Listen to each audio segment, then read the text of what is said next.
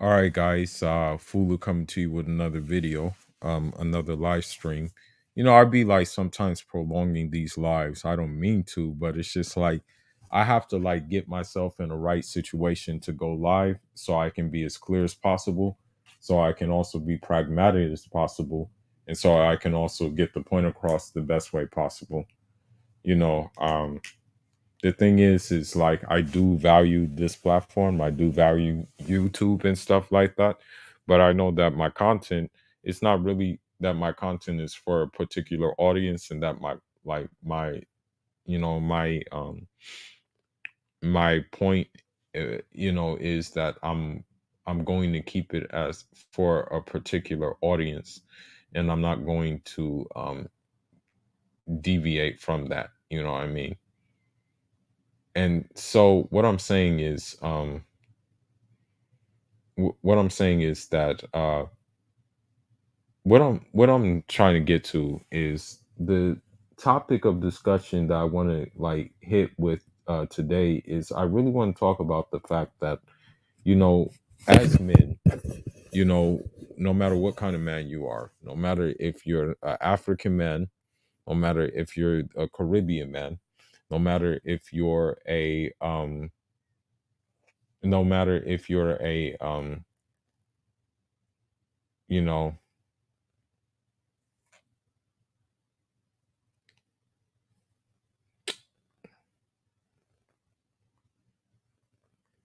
just give me a minute.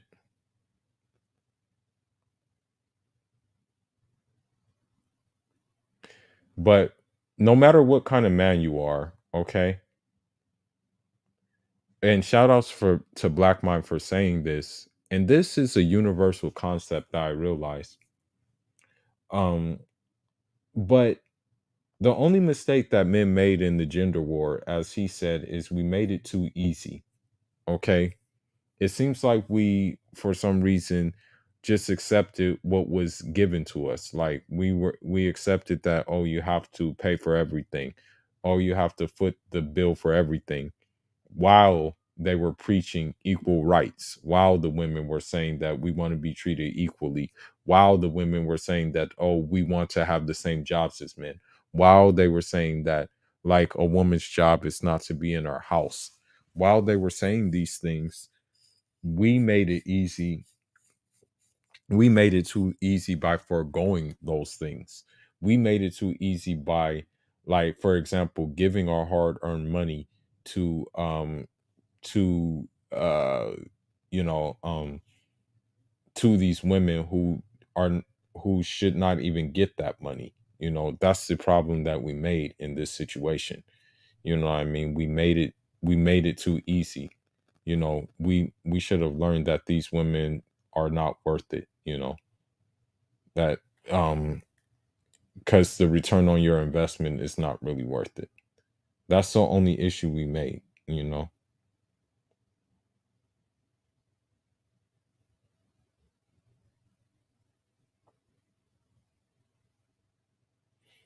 um Now, let's compare that with Africa and the history of Africa, and maybe even the history of Latin America too. The biggest mistake that Africa made and Africans made, and this led to the dawn of colonialism, this led to colonialism, is we made it too easy. We made access to Africa too easy. Okay.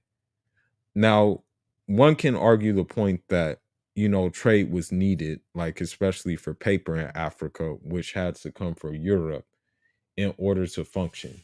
Like that's the only mistake we made, right? Um, and as a result of that, it led to the colonization of Africa. Um, and so this is the problem.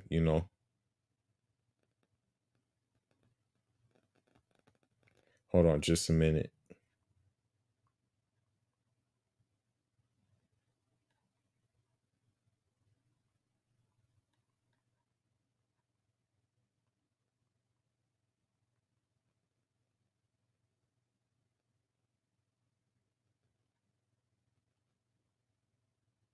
Just give me a minute. Sorry.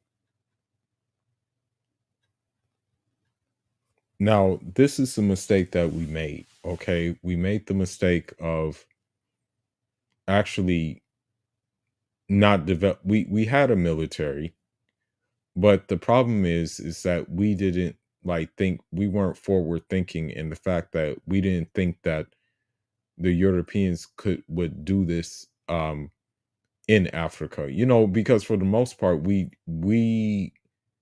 the only thing that we kind of knew about the Europeans was like, and this is for the scholars, we only knew about like Plato.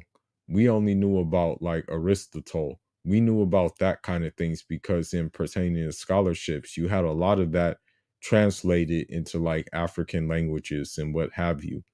So that's the only thing we really knew about Europeans.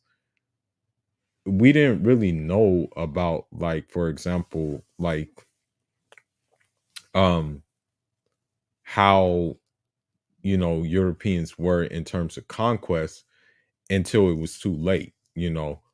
Unfortunately, for example, like when the British came to Nigeria, and this is pre-colonial Nigeria, we had wind of them in India as well. However, we didn't think that we were too naive to think that they wouldn't do it to us, and we didn't prepare ourselves for them to try to do it to us. That's the main mistake that we made. I think, like in terms of the gender war, that's the mistake we made too, as Black Mind would say, that we made access too easy. You know, that's the only mistake that men made. Um, so in regards to that, the good news is, and I know it sounds crazy because you hardly hear any good news going on. The good news is we can reverse this situation, and we are going to reverse this situation. And the way I look at it is, I really think that, in an essentially, I know this sounds crazy before I get into the video. Women look at us as banana republics. And if you know anything about banana republics, what that entails, and we're going to get into some videos on, or some commentary on these videos. What that entails is that it entails that, like, a country, you have many banana republics right now. El Salvador is one of them, and Guatemala is one of them. I would say even Peru and Chile are banana republics as well. Bolivia, banana republic. And what that is that, you extract one major thing from a country, right? And then you leave that country in shambles because of the simple fact that you want to keep on doing it. I'll give you a prime example. You can look at uh Venezuela, for example. Venezuela, before the Bolivarian mindset, before the Bolivarian mindset, what happened is that what happened is that it, Venezuela was so poor. Um,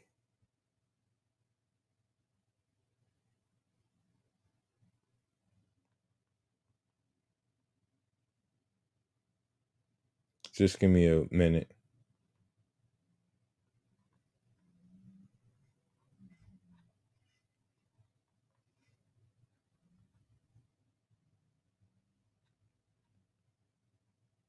Just give me 1 second.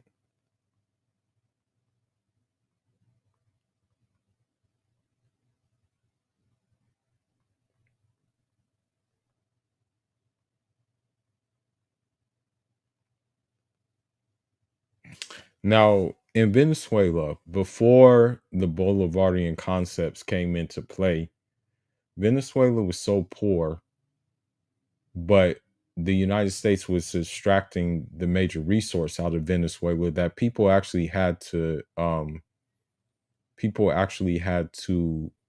donate blood to eat food.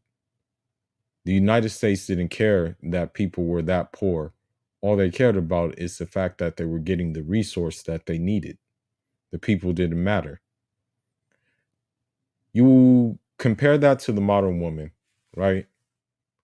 All she cares about is the resource in which she will take from the man, but she doesn't care about the adverse effects of her, for example, taking the resource from a man and then going to another man to use that resource.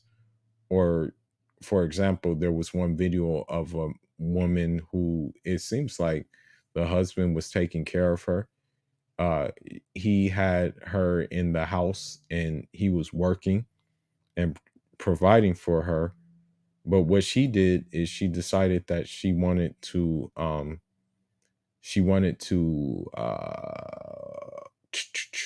send money to her ex-boyfriend who just got out of prison.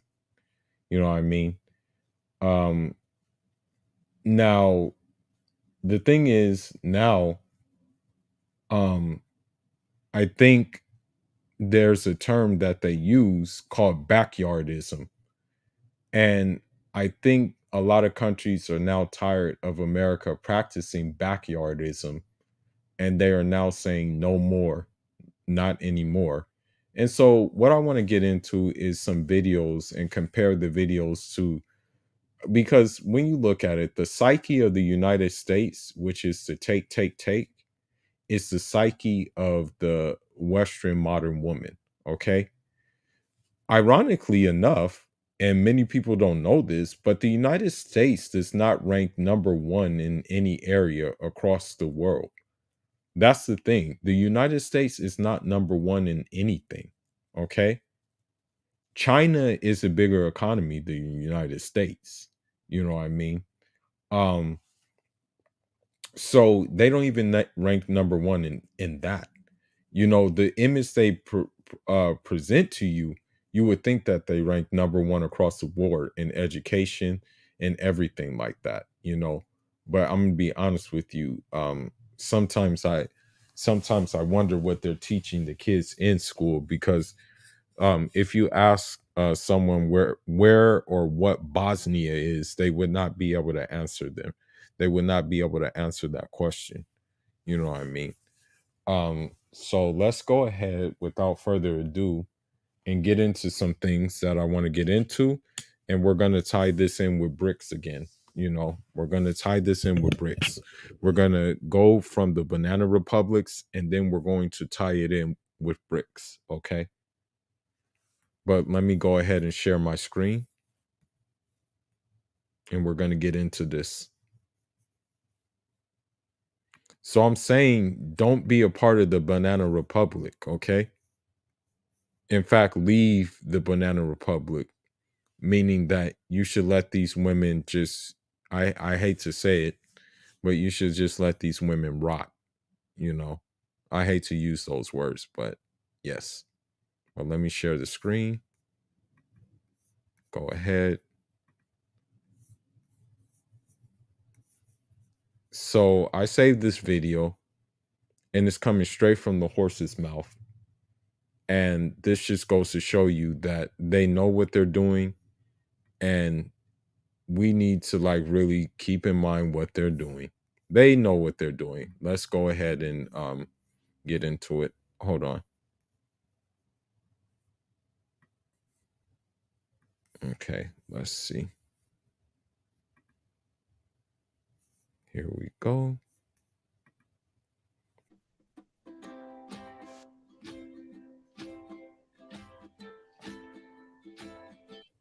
And its fighters, idealists, heroes, and also dictators. A list full of ended dreams and also full of crimes to get rid of the inconvenient troublemakers. They were shot, tortured to death, or neutralized by plane crash. They were overthrown, disappeared, and were betrayed. Some of them were even forgotten. And even though the persons, circumstances, countries, and times are different, a few things are in common. Their involvement in their country's independence effort and the direct or indirect complicity of the West. For despite official independence, the African states were never really granted freedom. They are too valuable for the supply of raw materials as a sales market or in military strategy for the greedy West to really let go of the officially decolonized countries of Africa.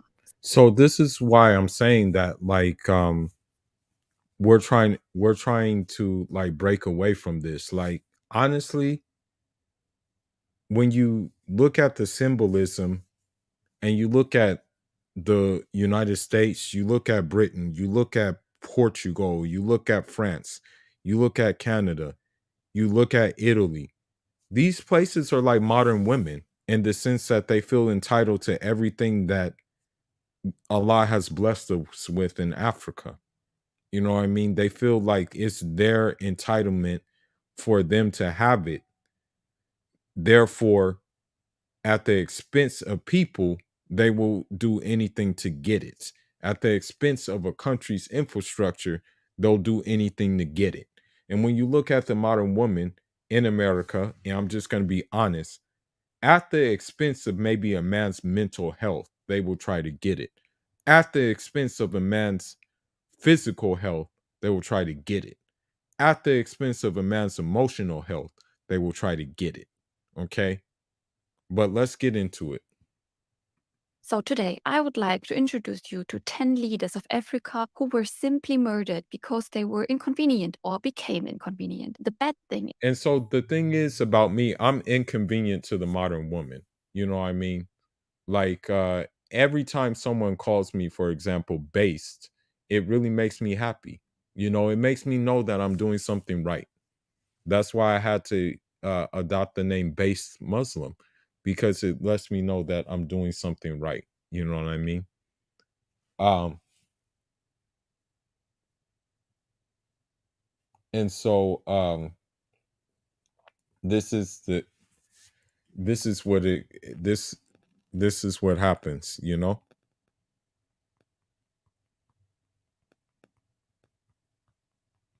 But let's get into those leaders.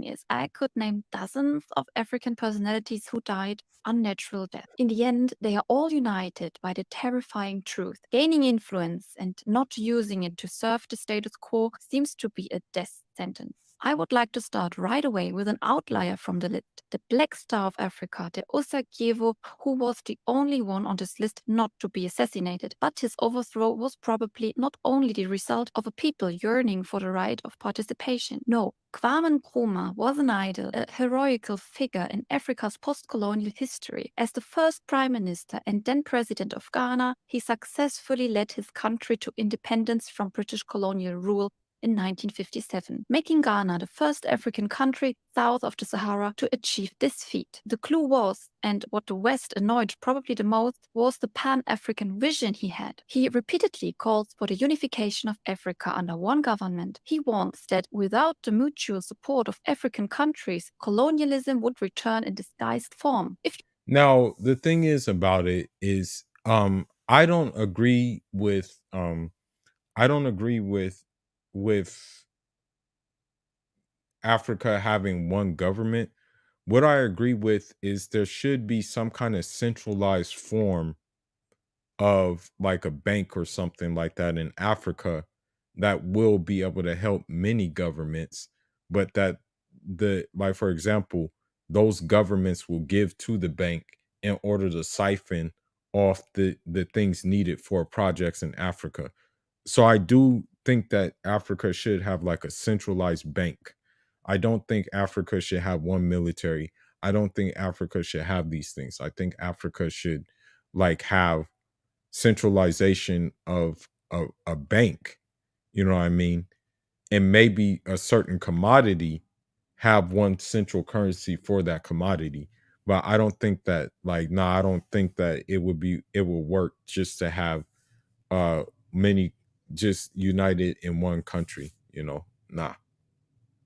If you look today at who owns the mines, the mining corporations, plantations, resources, and minerals, you have to say that this is exactly what had happened. Nkrumah became a target for the USA during the Cold War era. They were fearing the spread of communism and seeking to protect its strategic and economic interests. So what I want to say about that is the difference between African socialism and like let's just say Stalinism or whatever is completely different because you're dealing with two completely different people. Okay, you're dealing with Africans and you're also dealing with Europeans. Different kind of experience, different kind of dynamics. So their version of quote unquote communism is not going to be the same as our version. So the United States use fear mongering techniques in order to get their desired result.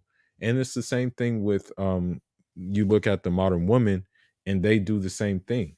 It's like they use fear mongering techniques and they have gotten their desired result in terms of emasculating men, in terms of having men docile, and in terms of having men just basically fall by the wayside and not say anything and just agree with everything that a woman has to say.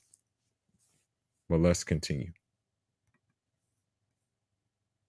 They supported a coup that overthrew Nkrumah's government in 1966. 3 years of repressive military rule followed for Ghana, and Nkrumah could only watch from afar. Despite everything, he remained committed to his dream of a united Africa until his early death in 1972. So just when Nkrumah became the star of the newly liberated Ghana, giving hope to the rest of the colonized African countries, our number 9 was assassinated by French forces, Rouben Niobe. As Nkrumah, Rouben Niobe was a critical figure in the African independence movement. As the leader of the Independence Party in Cameroon, he advocated for immediate and unconditional independence from French colonial rule. He was brave and hopeful. His integrity and uncompromising stance against colonial rule posed a considerable threat to French interests from Cameroon, as they were committed to maintain its colonial possession and economic influence in Cameroon. France decided to get rid of Niobe. Mais faisait régner la terreur.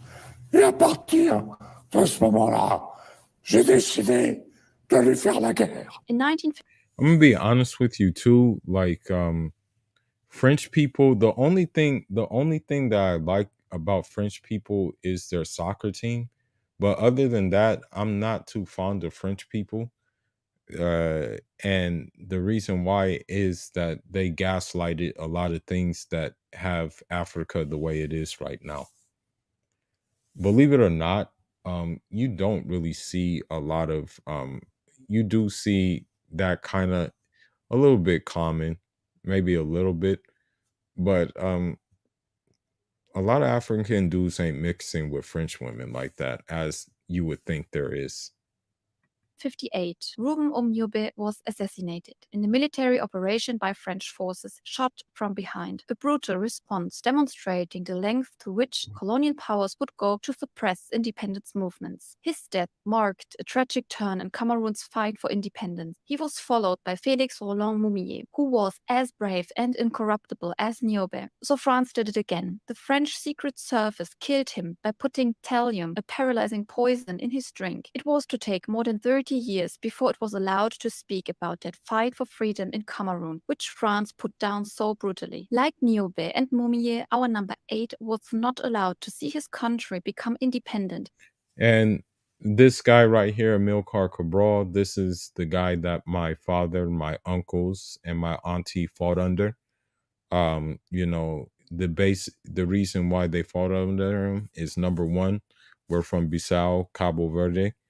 Number two, the family that was in Senegal also heeded the call to fight because he set up a base in Senegal. He set up a base in Guinea, Conakry, and also set up a base in Senegal. And thus see the fruits of his efforts. If you're cooking with this and you don't see that, then it's not Johnsonville. And your family will. Amilcar Cabral missed the proclamation of independence of Guinea-Bissau and Cape Verde by 8 months. He was so close to see what he was fighting for so long. Not just the independence of Guinea-Bissau and Cape Verde, but the independence of all the countries colonized by the Portuguese in Africa, and even the end. Yeah, I want you to I want you to I want you to keep something in mind too about Guinea-Bissau and Portugal. Guinea-Bissau and Cabo Verde. Guinea-Bissau and Cabo Verde were supposed to be one country, but what happened is what you're going to see.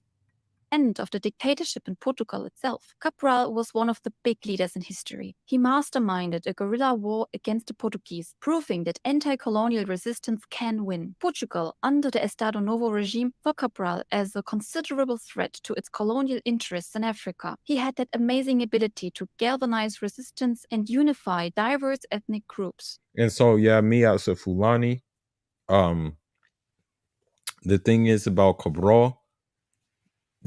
And here's a history lesson about him, and this debunks a lot of things. Amilcar Cabral, he's Cabo Verdean. Okay, he was born in Guinea-Bissau. I think his parents were working there, but he's a Cabo Verdean.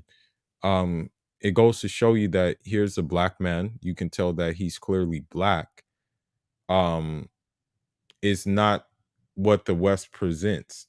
And the West will present, and this goes to the women too. The women of the West will present themselves as just the best things since sliced bread, but they really are not, And the thing is I'm gonna be honest, the countries that the West hate, or ironically, have some of the most genuine people you'll know. And also, for some reason, the West has misinformation about those countries. Like, you would think that the Cubans that you see in Miami, that those are Cubans. But then when you go to Cuba and you see that most of the people are brown skin or dark skin, you'll realize the image that was presented to you is nothing but a fallacy. I can tell you firsthand from going there, and having family there, that the people of Cabo Verde are not these just high yellow people that are you know what I mean, that are just all mestizoed out. The majority of them are dark. There is one island, however, that has lighter ones, and it's the same thing with Algeria. Algeria is 70% desert. Yeah, they're gonna show you this image of like this pale skin individual, but when you actually go there and see what's actually there, your image gets reshaped. With that unity, it jeopardized Portuguese control over the colonies. So, what do colonial powers do when they fear they could lose their colonial cash cows? Exactly, they plot assassination. And so, in January 1973, he got betrayed and shot in the head by one of his own soldiers. This is 50 years. Yeah, and so that's the thing about it. Unfortunately, what the Americans do and the CIA does is it uses one of their own to gaslight a situation, and then one thing leads to another, and then that person is unfortunately taken out. Years ago and this year, and I won't get tired mentioning how great of a leader and a person Cabral was. Amilcar Cabral was friend with the next two figures that made it on the list, and with our number 7 he was connected because they had a common goal, independence from Portugal. On the evening before Cabral's death, he met in Conakry with Samurai Machel. He was the leader of Mozambique's independence. The crazy thing is that's actually the only picture that I've seen with Amilcar Cabral and Samor Machel together. It's crazy. I didn't even know that picture existed, of those guys or of those two together. This is crazy. Um, but let's continue. Party, Frelimo, his predecessor and founder of the movement, Eduardo Mondlane, held the office until he was killed by a letter bomb, probably sent by the Portuguese Secret Service. So Machel's fate was not under a good star either. After Mozambique won independence, Machel became their first president. When asked if Mozambique did not want to be part of the planned Portuguese Commonwealth, Machel said, "You don't ask a slave if he wants to be free, particularly when he is already in revolt, and much less if you happen to be a slave owner." And so that's the problem. The thing is, and that's the problem with Africa, and I hope we fix that problem. The thing is about Africa is that there unfortunately there like colonialism never stopped in the sense that, you know what I mean, like that dang Central African franc. That's the thing. That's the main problem. Is the Central African franc, okay? Um, and so with that being said, uh, we never. It's just unfortunately a way of France still having its way, you know, because best believe that the franc is pegged to the euro, right? And let's now equivalate that with modern women. You know what I mean? The thing is, modern women want to be able to control us. They want to be able to dictate what we do, dictate how we feel, and things like that. And that's the same thing when you look at just America in general and just Western Europe as general. They want to be able to dictate everything. They want to be able to dictate autonomy. And the thing is, I want to keep my brain autonomous, you know? I want to keep my intellect autonomous. I don't want to just be swayed by the whims of these women. You know, I mean, it makes no sense to have that situation. But let's continue. But even though Portugal no longer posed a threat, neighboring states now began to menace Mozambique. Rhodesia and South Africa were now the last remaining states with a white minority government, and they did not like the idea of a black president with Marxist-Leninist tendencies running Mozambique. They stand. Yeah, I want to say something about this too. I want to say something about this. It's a gross misconception that people make that that Africans were like Marxists, Leninists. Like, and hey, I'm gonna tell you how it's a grave mistake that people make. Because the thing is about Karl Marx and Lenin and what have you, they push kind of like that woke feminism, okay? But still, when it came to gender relations between African men and African women, it still, for the most part, was organic, okay? It wasn't pushing this feminine rhetoric that you see that these woke countries try to do, okay? When you see especially the leftists in America try to push, okay? That never was the case in Africa, you know?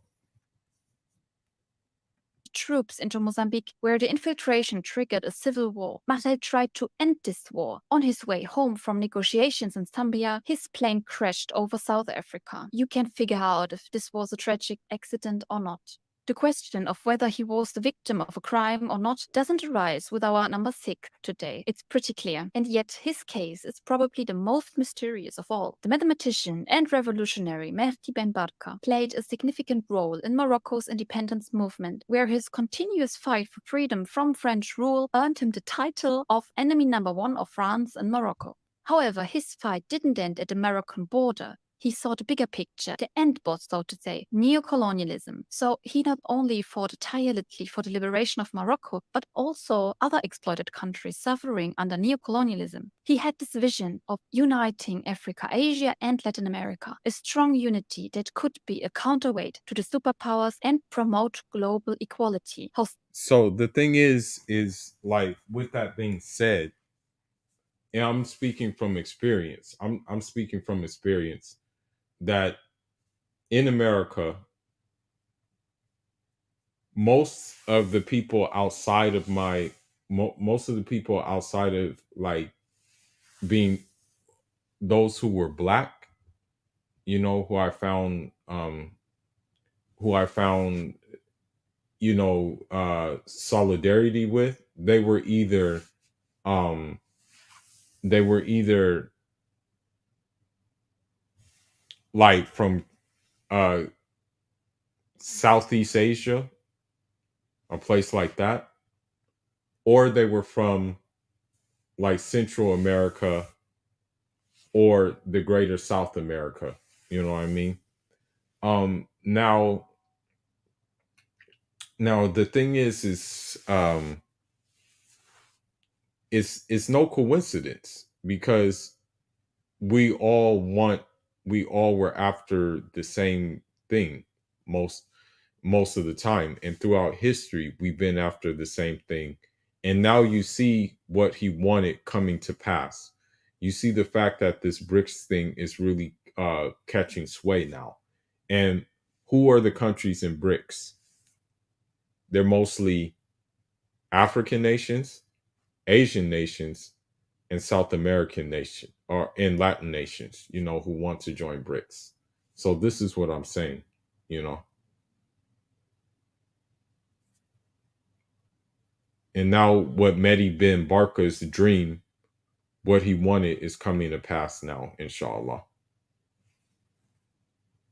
Seriously, the colonial powers such as France and the US took that threat from the South is seen in the multiple assassination attempts committed on Barca. The sad truth is, if they have a target, they don't get tired till they hit. And so Ben Barca disappeared in 1965, just before the Tricontinental Conference he was planning took place. His significance in the fight against colonialism is enormous, and he should stand in the collective memory in one line with Che Guevara. However, Mehdi Ben Baraka is as good as forgotten today. Also, our next candidate in the list hardly appears in the canon of African independent heroes. That's just a shame. His assassination marked the end of a policy of pacification that resulted in several genocides that could probably have been prevented. Louis Rwagasore was charismatic and a born leader. He sought independence for Burundi from Belgian colonial rule. He had this ability to unite diverse ethnic groups like the Tutsi and Hutu. He advocated for a peaceful and united transition to independence. As expected, Belgium perceived Rwagasore as a threat to their colonial interests,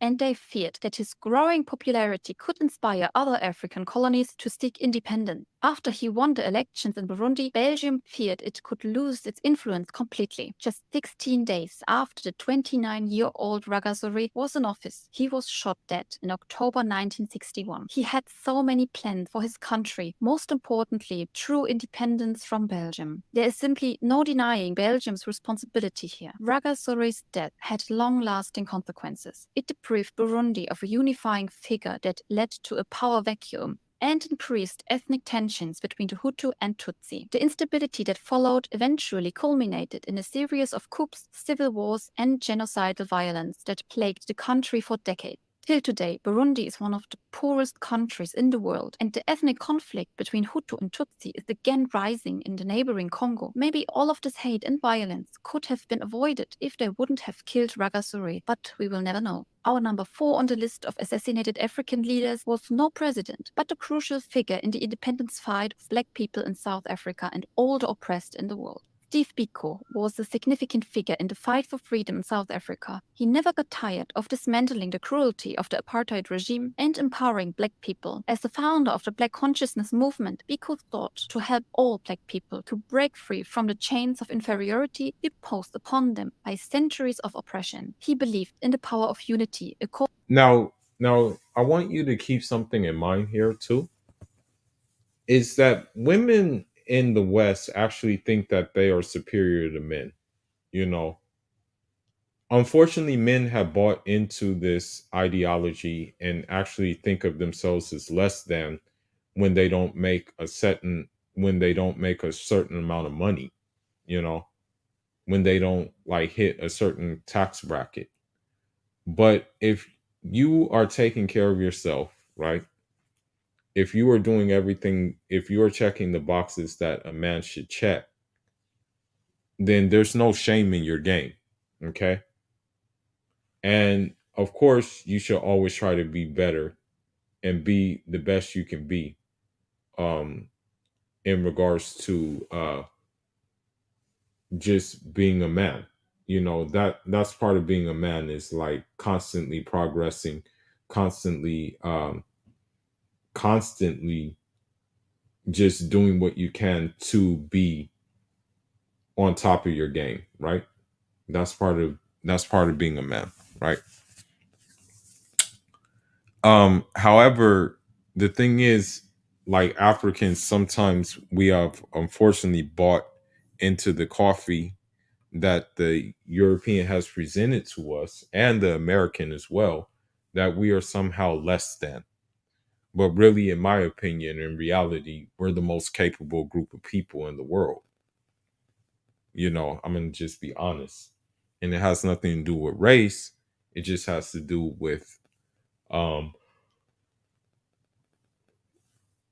how we are, and it also has to do with history as well.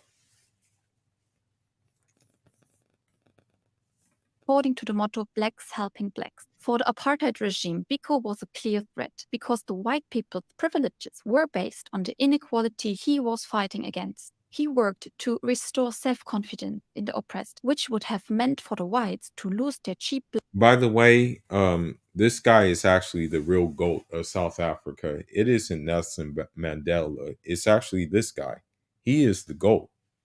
This guy is the GOAT right here. Black labor. As a result, they killed him in 1977 through brutal torture, which they attempted to cover up as an accident. Biko's tragic death provoked global outrage. Finally, the world looked to South Africa and the crimes committed by the whites on the blacks. With his sacrifice, he significantly pushed the apartheid system to its eventual downfall. Biko is fortunately not forgotten, even widely perceived as an icon of freedom and a martyr in the fight of independence of the oppressed. Our number 3 on the list is way more polarizing, as its legacy is complex. On the one hand, he is perceived as a pan-African bulwark against Western imperialism. On the other hand, as an eccentric dictator with fantasies of omnipotence. You guessed it, I'm referring to Muammar Gaddafi. His rule. Okay, also I want to say something. Sometimes a dictatorship is not necessarily a bad thing. Okay? Sometimes you need a strong man like Gaddafi to keep things in order. However, the West will make you think that it is a bad thing to have a dictatorship. It's not necessarily a bad thing to have that, you know. That's the thing. Um so so don't let these people guilt trip you into thinking that a a dictatorship is a bad thing. When it really when if done right, it isn't a bad thing. You know what I mean? It's actually I guess you can say sometimes necessary. I'm just going to be honest. Sometimes it's necessary to have a dictatorship.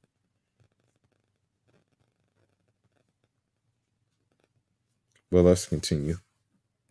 Began with a bloodless coup, and he later transformed Libya into a socialist state that had more and more autocratic tendencies. Gaddafi had the vision of a pan-African state and criticized publicly the imperialism of the US and the unfairness of the United Nations. He was a useful ally to the US and the EU as long as he played by their rule, which meant the consistent supply with oil and... Okay, another thing too, and this is why I want to say, is the mistake that Gaddafi made is he got rid of his chemical weapons. He should have never did that. Because what happened is once he did that, he made his country open season on the United States or on him, because he no longer had those nuclear weapons. It's unfortunate.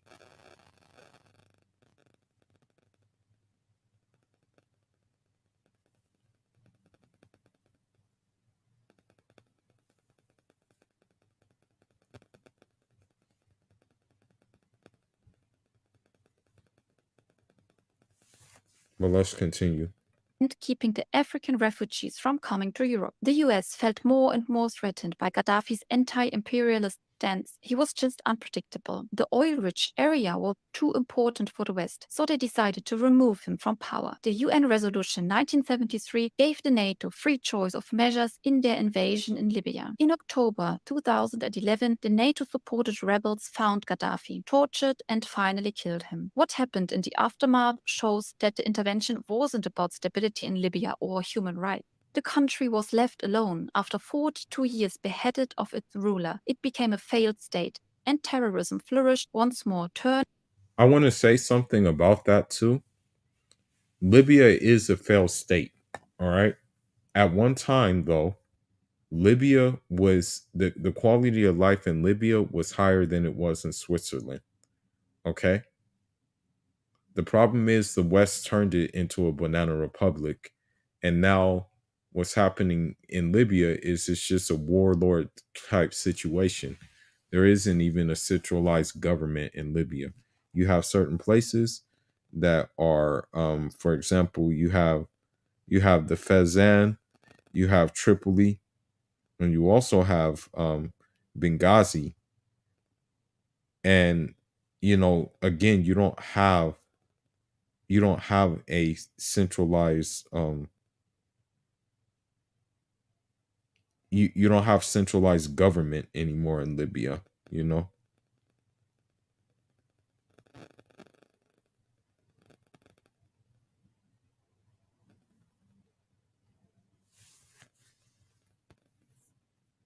Turning the Arab Spring's democratic dream into a civil war nightmare. The fate of our number two can also tell us a thing or two about what the West is willing to do to prevent lasting peace in Africa. Patrice Emery Lumumba lit a flame of hope and the spirit of change that radiated from Congo across Africa. Born into a world of colonial oppression and the traumas of colonial atrocities by the Belgians, his desire for justice developed. As the first Prime Minister of Congo, he vehemently denounced Belgium's colonial rule by directly attacking the Belgian king. He pushed for wealth distribution, black nationalism, and confidence, a change in mind of the people that were oppressed for centuries. His vision of a unified, free Congo with no artificial tribal borders provoked fear in the former colonial power and the Western world. His audacity to challenge the status quo and to demand justice became a threat to the West's privileged access to Congo's rich resources. In his famous Independence Day speech, Lumumba denounced the sufferings of the Congolese under colonial rule. This speech was to become his legacy, but also his death sentence.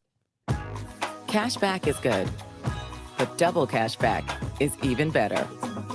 Discover matches all the cashback you've earned at the end. Nous avons connu les ironies, les insultes, les coups que nous devions subir matin, midi et soir, parce que nous étions des nègres. Nous avons connu que notre père fut spolié au nom des textes prétendument légaux qui ne faisaient que reconnaître les droits du plus fort. Nous avons connu que la loi n'était jamais la même, selon qu'il s'agissait des blancs ou des noirs, accommodante pour les uns, cruelle inhumaine pour les autres. A mere 7 months after Lumumba took office, the then 35-year-old got betrayed, captured, publicly assaulted, and finally killed in a hail of bullets. His death in January 1961 plunged Congo in a vortex of violence and war. Till this day, the country is a battleground for international powers and companies exploiting the Congo's mineral resources. So what I'm saying is don't be a battleground for women as well. Don't do it, okay? What I'm going to say is you don't have to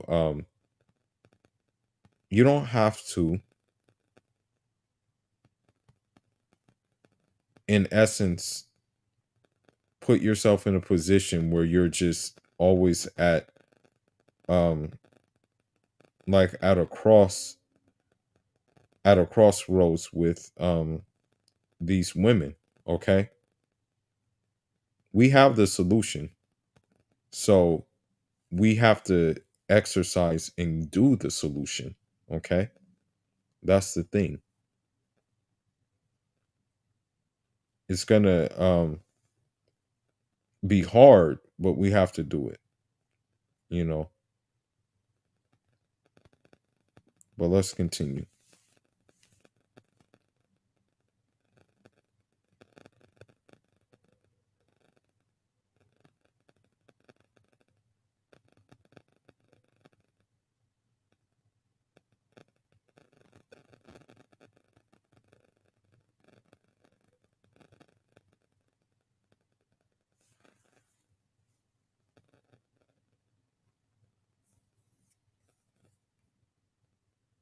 Lumumba dared to challenge the colonial powers. He is the embodiment of the fight for justice and independence in Africa, and his legacy lives on, reminding us that the fight for independence is not over. The same goes for our number one today. But before saying his name, I would like to introduce him with one of his quotes.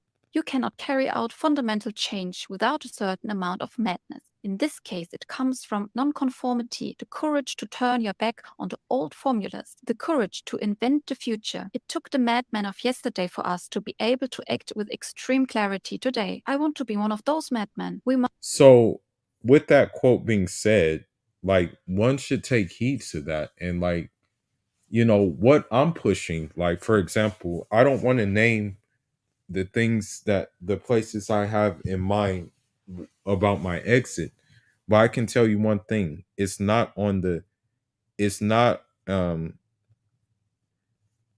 not on the radar with other passport bros. Okay, the countries that I want to go to.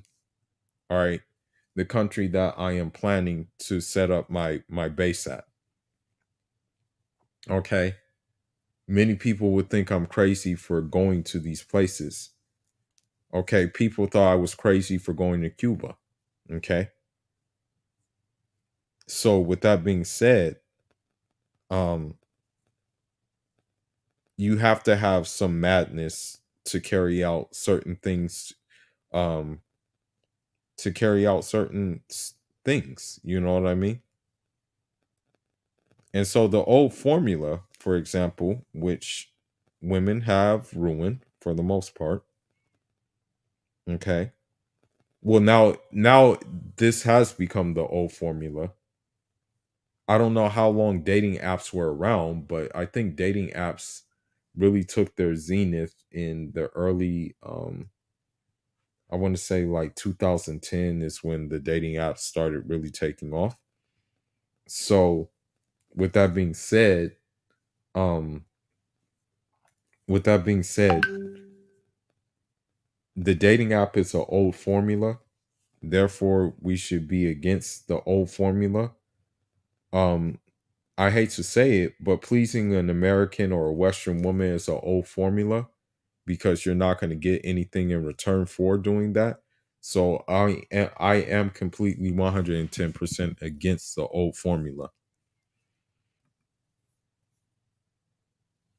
Must dare to invent the future. Nonconformity, a lot of courage, and a certain amount of madness. You bake that for 50 minutes and you'll get a delicious, amazing leader. I present to you the great Thomas Sankara. You heard that?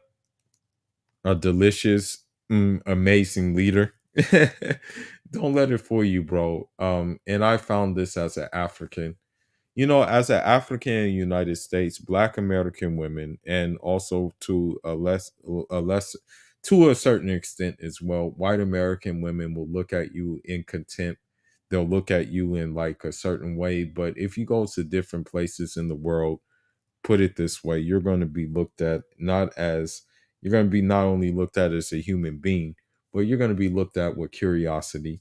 Don't let it fool you. American women do not want to learn different cultures. Okay. They're content with their own. That's why they try to export their own culture into different places. Rather than appreciate different cultures, they don't appreciate different cultures. That's why they try to export it into different places because they were told that they know everything and they really don't know anything. Captain Thomas Sankara, the Che of Africa and former Prime Minister of Burkina Faso, was a revolutionary leader who challenged the exploitative system of colonialism and its lasting impact on Africa. In his 4 years in office, he introduced numerous reforms, including fighting illiteracy, desertification, and child mortality. He wanted to free Africa from the Western shackles once and for all. No more influenced by development aid, Burkina Faso became self-sufficient thanks to its focus on local production. He publicly called for African countries to refuse the repayment of debt. The thing is about Africa can feed itself, okay?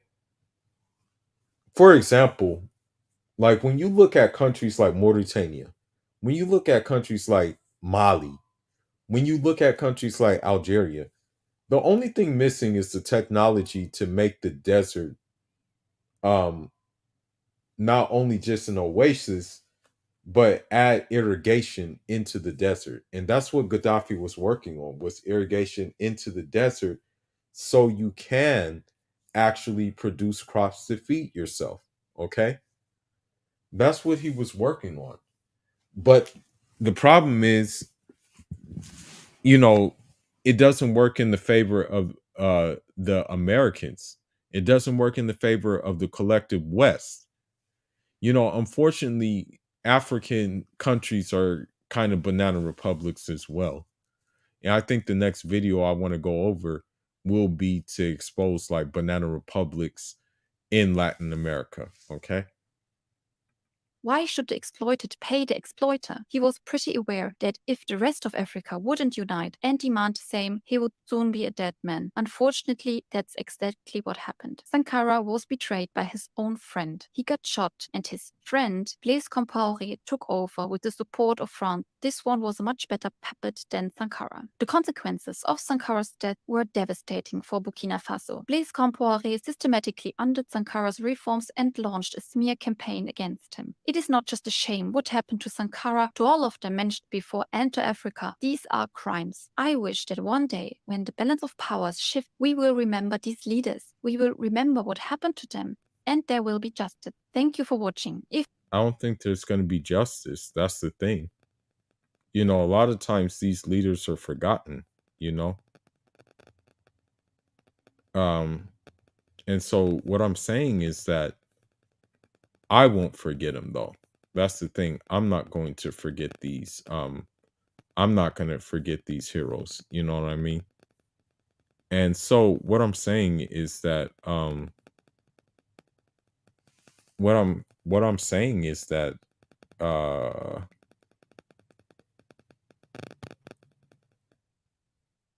is that if you don't want to be involved in backyardism, then you will be a target, okay? You will be a target in different ways, right? So the thing is, for example, if you're not going along with the okie doke which the women are presenting, then you're going to be a target. As sad as it sounds, you know.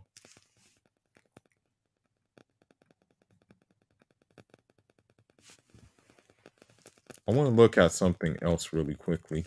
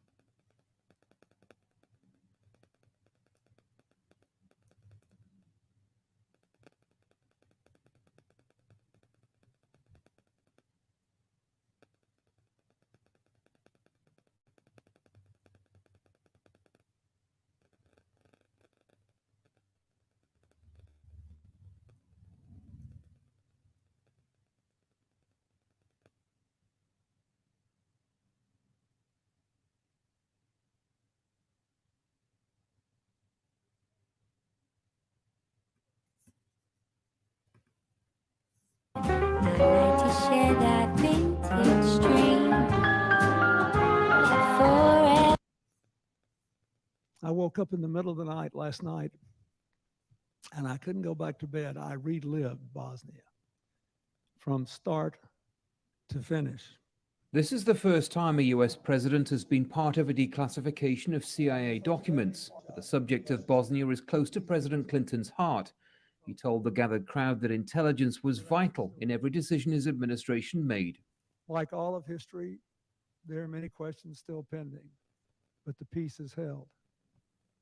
Because a long time ago, with a lot of other things going on, good people were given good information and made good decisions. War in Bosnia began almost 20 years ago following the breakup of Yugoslavia. It was the bloodiest conflict in post-World War II Europe, as Serbian forces fought with Muslim Bosniaks and Croats. The conflict finally ended in 1995 with the Dayton Peace Accords.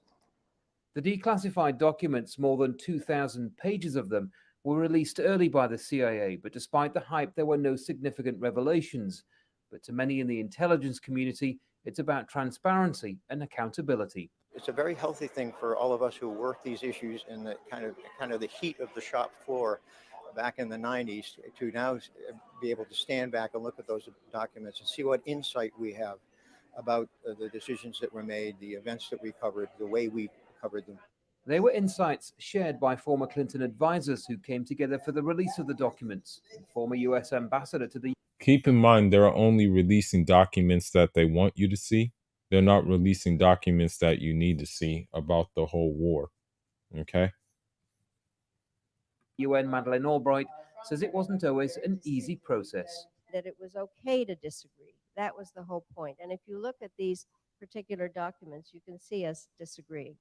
It's normally at least 25 years before sensitive documents are released, and it's not known whether this will be a growing trend in the US intelligence community. This symposium was basically a celebration of what the Clinton administration views as one of its greatest achievements, lasting peace in Bosnia. Andy Gallagher, Al Jazeera, Little Rock, Arkansas.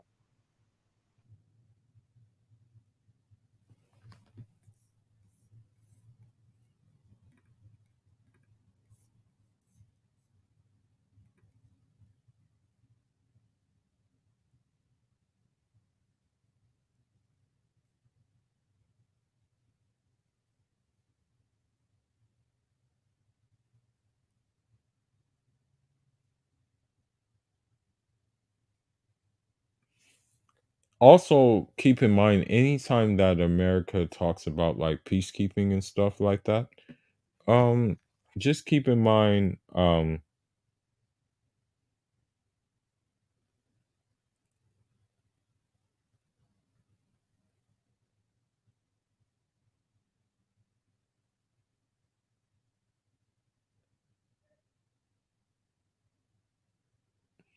just keep in mind that they never really go there to keep peace. You know what I mean? That's the thing. But let's look into these banana republics.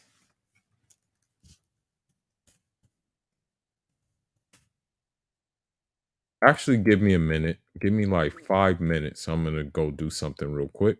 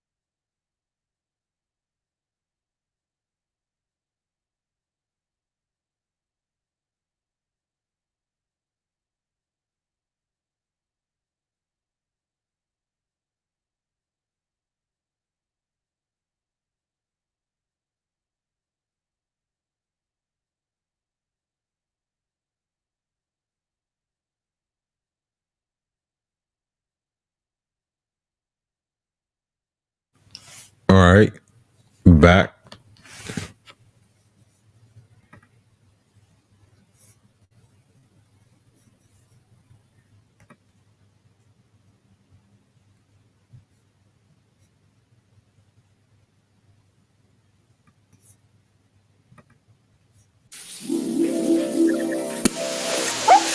Body wash with the guy so All the way back in September of 2019, we published a video looking at the post-war situation in Latin America, which included a brief rundown of a 1954 CIA-sponsored coup in Guatemala. Almost 3 years later. And I want to tell you that's how it always works with with you know, coups and stuff like that. It always starts with the CIA or any kind of other secret service, okay? That's usually how it goes, you know. That's just the reality of the situation. Now when you equate that to modern women, you know, modern women will sabotage another woman's happiness, and also because they're not happy with themselves, they will sabotage a man's happiness, even if he is happy without them. Okay, let's continue. Later, we decided that taking a deeper look at this coup would help shed light on the future decision-making processes of the CIA, but also help set the stage for future Cold War episodes in Central America focused around the Cold War proxy wars that erupted there in the 1970s and 1980s. I'm your host, David, and this week we are looking at the 1954 Guatemalan coup. This is the Cold War.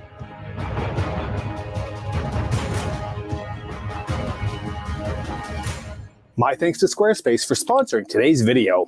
Squarespace gives people a powerful and beautiful online platform to help create a website for seamless communication with your customers and followers. Use Squarespace to connect with your audience and generate revenue through gated, members-only content. Manage your members, send email communications, and leverage audience insights, all on one easy-to-use platform. Create a community on your Squarespace website that supports threaded comments, replies, and likes, and use the 1950 elections, which Arevalo had refused. Philosophy professor was Democratic first purchase. This story begins in the aftermath of the 1944 Guatemalan Revolution against Jorge Ubico's authoritarian regime, when Juan Jose Arevalo, a university philosophy professor, was democratically elected as the president of Guatemala. He was in turn succeeded by his former Minister of Defense, Jacobo Arbenz, who won the 1950 elections, which Arevalo had refused to run in. This was likely a consequence of the 25 coup attempts during his presidency. Now, Arevalo had instituted some reforms that had aimed to help those Guatemalans who were less fortunate, and included things like enacting a minimum wage and creating state-run farms for landless peasants. He was eventually forced by labor unions to pass legislation against workplace discrimination and to implement health and safety standards. But that was the extent of Arevalo's reforms, refusing adamantly to make any drastic changes. Arbenz, for his part, however, was willing to make deeper reforms. He had personal ties to members of the Communist Guatemalan Party of Labor, the PGT, a party he legalized during his years in power. After consulting various economists, Arbenz enacted the land reform which Arevalo had so vehemently refused to implement. Known as Decree 900, the bill expropriated all uncultivated land from holdings larger than 673 acres, as well as from estates between 224 and 673 acres, which had less than 2/3 of their land cultivated. By 1954, around 1.4 million acres, some of which once belonged to Arbenz himself, had been redistributed to 500,000 people, a significant step towards dismantling the somewhat feudal Guatemalan economy. Now, while this land reform did provide an economic boost for Guatemala, it disturbed the greatest power and largest landowner in the country, the United Fruit Company. At the time, thanks to deals which had been made with previous Guatemalan regimes, the UFC was really nothing less than a state within a state. It controlled more than 40% of the arable land in the country.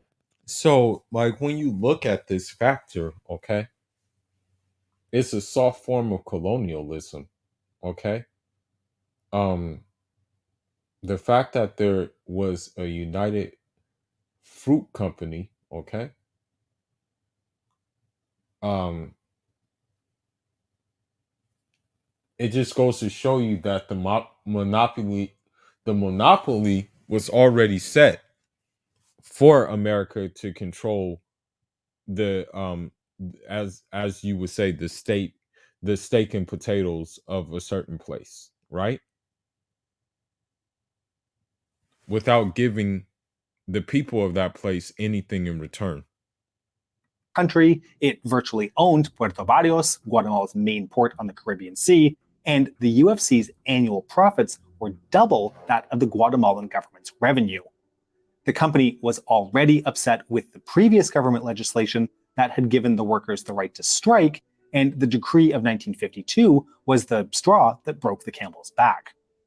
United Fruit lost 234,000 of the 550,000 acres it owned in Guatemala. It was compensated for the loss with a payment of around 630,000 US dollars. This was the sum that the company itself had in the past claimed this land was worth, but was in reality a significant underestimation that had been made for tax evasion purposes. Now, however, United Fruit was claiming that the land was worth around $16 million. In a bit of a bind, the company decided to leverage some of its close ties to US officials that it had, and UFC lobbied for intervention from Washington. And just what or who were those close ties in the United States? Well, the answer includes, but wasn't limited to, the two Dulles brothers, John Foster Dulles, the US Secretary of State, and Allen Dulles, Director of the CIA. Both had worked in the past with Sullivan and Cromwell, a law firm that represented United Fruit in many of its business deals, with Allen even having served on the firm's board of directors. The brothers clearly had personal reasons to help the company in its time of need. Now, having friends in high places is crucial, but equally important was the misconception among many members of the US government that Guatemala had become a communist nation. This idea was reinforced in the minds of many by Arbenz's reform policies and his personal relationships to leftist organizations. This was, however, despite the fact that the country's economy clearly still followed a capitalist model. With the Cold War intensifying in the early... And don't let it fool you too. A lot of these places who they call communism, like, and they say, oh, there's communism. A lot of them have mixed economies. You know, a lot of them have still a private sector. A lot of them still have these kind of things. So don't let it like fool you when they throw around the big C word. And what I mean by the big C word, I mean like the West throwing around that communism word. You know, like don't let it fool you. It's not. They try to make it out to be colonial or communism, but it really isn't communism. Early 1950s, the US government became increasingly suspicious of the Guatemalan regime. Following Nicaraguan dictators Anastasio Somoza Garcia's visit to New York in April 1952, the US government began to take steps towards dealing with the communist threat in their backyard. The dictator of Nicaragua had suggested being given weapons to clean up Guatemala himself, a proposal Harry Truman had kindly declined, but one which he subsequently turned over to the CIA, tasking the agency with the same goal. I love shopping the Real. It's Gucci, Louis Vuitton, Prada, Hermes, Dior, Rolex, Burberry, Saint Laurent. It's luxury brands up to 90% off retail. It's 10,000 new arrivals every single day, and they've all been authenticated. It's keeping it sustainable. It's finding something one of a kind. It's whatever you want it to be. Codenamed Operation PB Fortune, the CIA's plan called for a coup d'etat led by a former Guatemalan army officer. So I want you to keep something in mind too. Anytime the United States is like bothered by you or something like that, they're going to try to take you out. Okay? That's just the bottom line. That's just how it works. That's just how the ball falls. All right, you become public enemy number one. Sir Carlos Castillo Armas, now living in exile in Honduras. The plan also called for the assassination of 58 prominent Guatemalans, as well as the arrest of many others. Armas, who had made a coup attempt back in 1949, would receive help in the form of weapons and $225,000, while also receiving additional funds from the dictators of Venezuela and the Dominican Republic, whom the CIA had contacted and. So you see how the thing, how everything plays out, right? And the thing is about modern women, they have an incentive to ruin a man's life. You know, there's an added incentive. The added incentive is number one, they turn men off of them completely, you know, because they have like became men. Number two, there is a financial incentive for it. The whole Me Too movement, for example, was a means to not only tarnish a man's name, but for, like, for example, a man to have to pay so much damages to this woman who made up false accusations. Requested assistance in the operation. PB Fortune was given the green light on September 9th, 1952, and put into motion soon after, with the CIA using a United Fruit freighter to send confiscated arms to Armas's forces.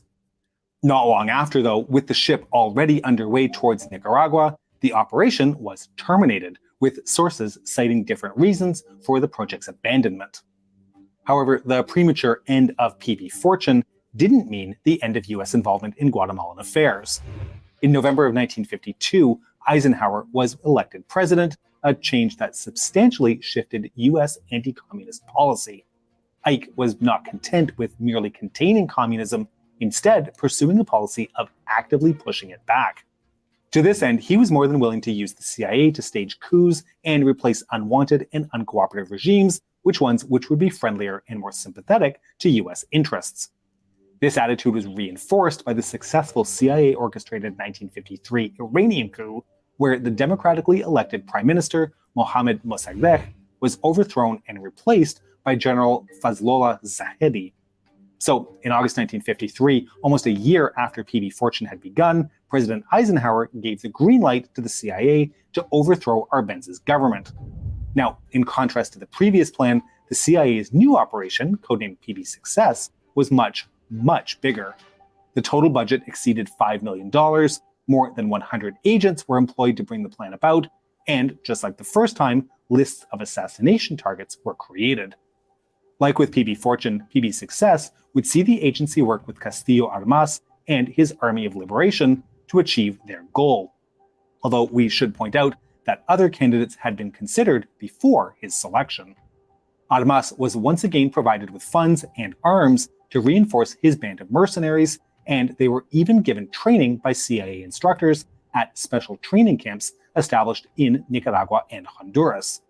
We should note here that in an effort to intimidate Arbenz, the Central Intelligence Agency did almost nothing to cover up the guerrilla training operations, the logic being to present the downfall of the Guatemalan government as inevitable. This would demoralize the population, so they would offer less resistance. Now, providing additional assistance to the CIA and Armas's guerrilla fighters would be a new group of American diplomats sent to Guatemala City in October of 1953 by the State Department and its head, John Foster Dulles. Leading this group was John Purifoy, who assumed his duties as ambassador of the United States to Guatemala in October of 1953. And really, the CIA couldn't have asked for a better man. Purifoy was anti-communist to the bone and had previous experience working with the agency during his time as US ambassador to Greece, where he had been involved in local post-war politics to such a degree that his name became a byword for any foreigner interfering with Greek politics. By early 1954, tensions between Guatemala and the United States continued to rise, with the US denouncing the Guatemalan government, stating that there was a communist takeover in the country. And so I want you to keep something in mind too. I hate to say that the greatest weapon that the West has is the media, okay? Leading you to believe something that really isn't the case at all, okay? Leading you to believe that, oh, you know, there's a communist problem in Guatemala. when I'm pretty sure at the time Guatemala, those the citizens of Guatemala were probably content with the fact that those reforms were being added. You know, this is the little bait and switch that they always play. You know, as crazy as this sounds, this is what they do. You know. Guatemala responded in the last days of January, publishing several documents containing information about Operation PB Success that had been leaked by one of Armas's men. This, however, coupled with the forgery of some documents by Guatemalan authorities to reinforce their statement, only helped to unite the US home front against what was now clearly a communist state spreading propaganda. Over the coming months, the United States would manage to isolate Guatemala diplomatically during the Pan American Conference in Caracas, managing to pass a resolution condemning the spread of communism in the Americas. A second, more physical isolation occurred in the following days. So I want to say something too. Communism sometimes for Americans is keyword for they're not doing what we want them to do. That's what that means. Now, in terms of the modern women perspective, toxic masculinity, misogyny is a word for they're not doing what we want to do. Okay? That's how it works. That's just basically how it goes. Okay? But give me a second. I'll be right back again. Apologize.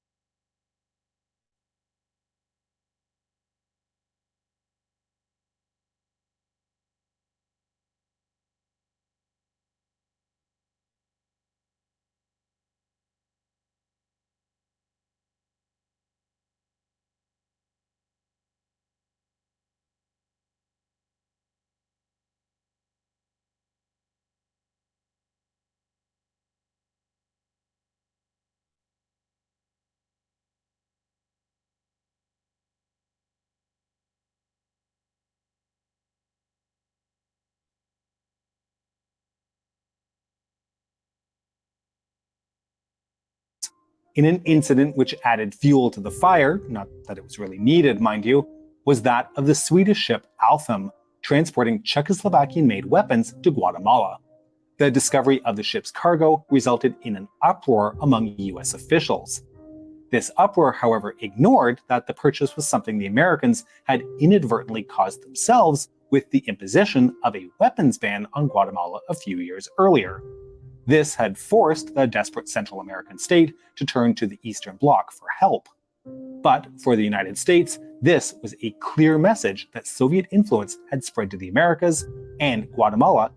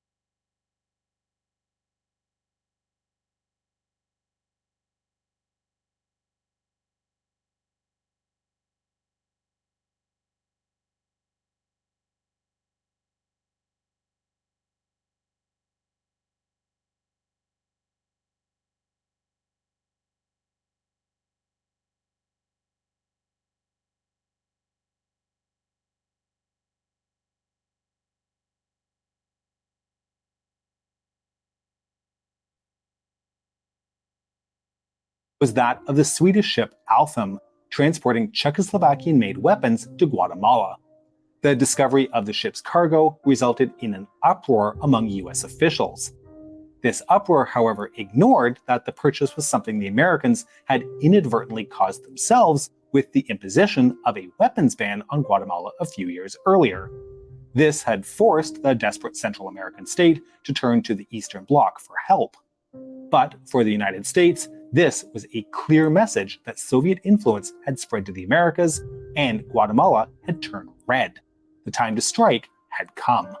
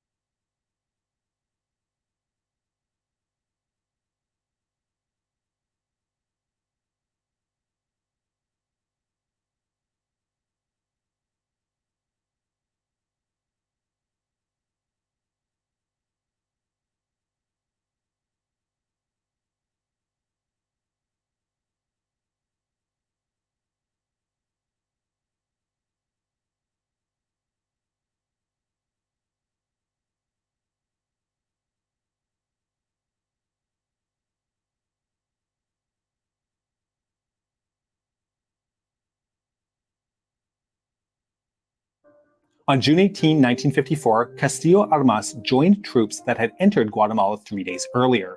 They advanced 6 miles into Guatemalan territory and then set up camp, basically unable to move any further. His small band of roughly 500 men could not realistically take on the Guatemalan army and win, yet luckily for him and his US allies, if there was one thing that the CIA was good at, it was psychological warfare. This was the hidden ace that would win the campaign for them. Thousands of leaflets were produced and distributed, while pro-America videos were screened in neighboring friendly countries. At the same time, Guatemalan political leaders started receiving mafia-style death threats, with the CIA sending them coffins and hangman's nooses. But by far the greatest and most influential psychological weapon the CIA employed was a radio station named Voice of Liberation. Airing anti-communist and anti-regime propaganda, its goal was to demoralize citizens, and especially the soldiers of Guatemala, spreading fake or exaggerated news about rebel movements and size of insurgent forces. Brothers and sisters, we need your help, and we need it right now. Help us build. Now, as a complement to the psychological warfare part of the operation was the bombing of the city of Chiquimula by an F-47 Thunderbolt flown by a mercenary pilot, not an American pilot, as a precaution. The bombing caused chaos briefly, but since the rebel forces failed to make significant gains, the panic faded. Meanwhile, although Armas's ground forces had failed to take Zacapa or Puerto Barrios, the situation in the air was producing results there. The rebel planes, while doing little damage to military installations, had managed to create real fear among the citizens and soldiers in those cities. This fear was multiplied by the Voice of Liberation broadcasts, which assumed the inevitable downfall of the Arbenz government. And not even Arbenz himself was immune to fear, and while he was confident from the outset that Guatemalan forces could beat the insurgents in a head-on fight, he feared the direct intervention of US military forces, or even a war with Honduras if the fighting between the Guatemalan loyalists and rebels took place too close to the Honduran border. He attempted to solve the issue through diplomatic means, appealing to the UN Security Council to initiate an investigation. As you might have guessed, however, this type of attempt was destined to fail since the United States simply vetoed it.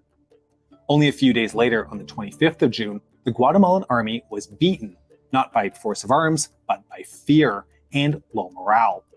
The army simply refused to fight. The officers at Zacapa, convinced that a fight against a foe backed by the US was futile, sent a message to Arbenz asking for the president's resignation. They even threatened to switch to the rebel side in the event he didn't resign. Arbenz decided to make a last-ditch effort to defend his country by arming the civilian population. What he found, though, was that the civilians were just as intimidated by the prospect of fighting against the US, as well as their own army, and only a few hundred showed up to fight.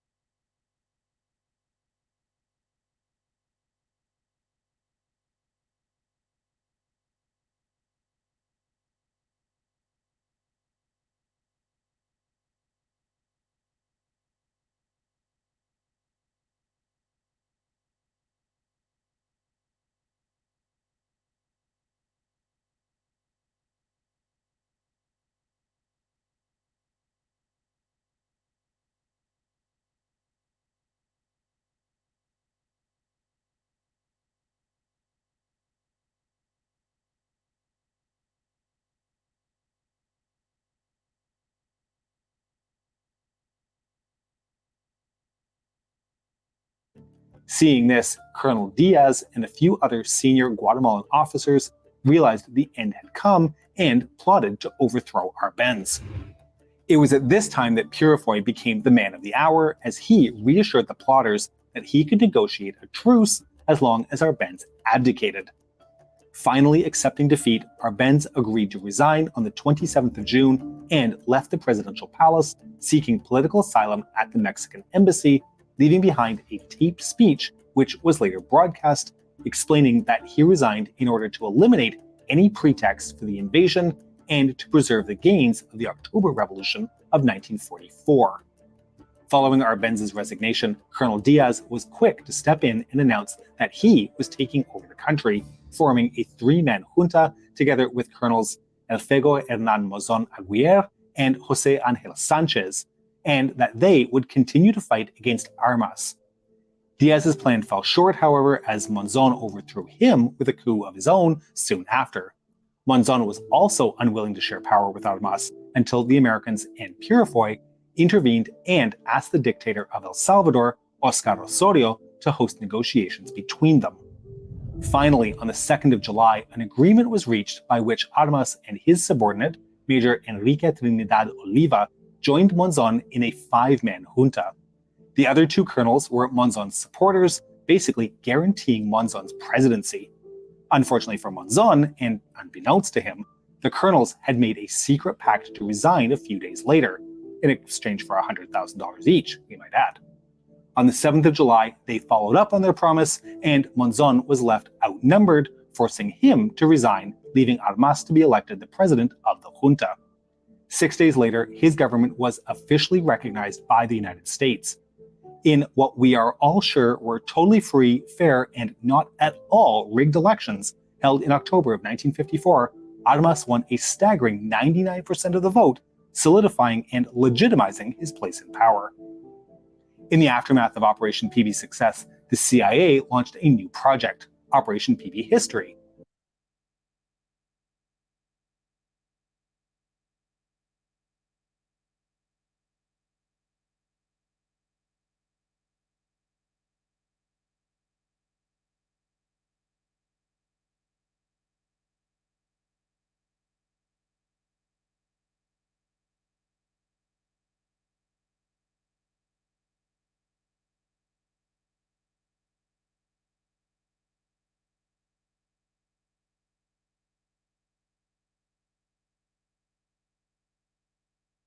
An effort to locate and analyze documents belonging to the Arbenz administration, which would prove the connection between Guatemalan communists and the Soviet Union, therefore justifying the coup. Despite pouring many resources into the project, the operation failed to provide any solid proof of the US claims. Not the last time the US government would have this issue. The long-term consequences of the coup were felt only a few years later, as the abolishment of many of the democratic freedoms Guatemala had achieved from the 1944 revolution led to leftist insurgencies starting in 1960, ultimately plunging the country into a 36-year-long civil war and helping to destabilize the entire region. We hope you've enjoyed today's episode, and to make sure you don't miss all of our future episodes, please make sure you subscribe to our channel and have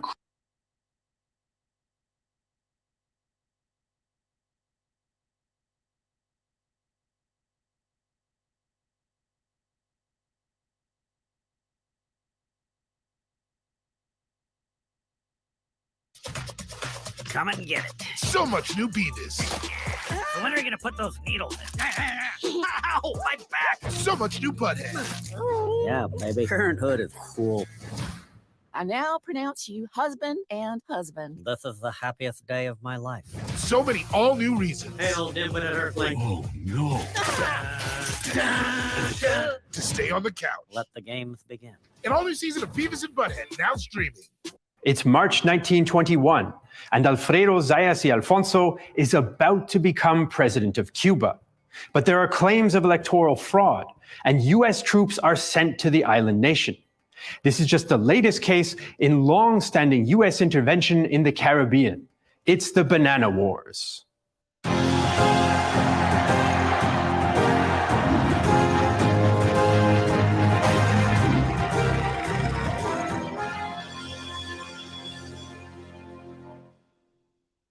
Hi, I'm Jesse Alexander, and welcome to the Great War.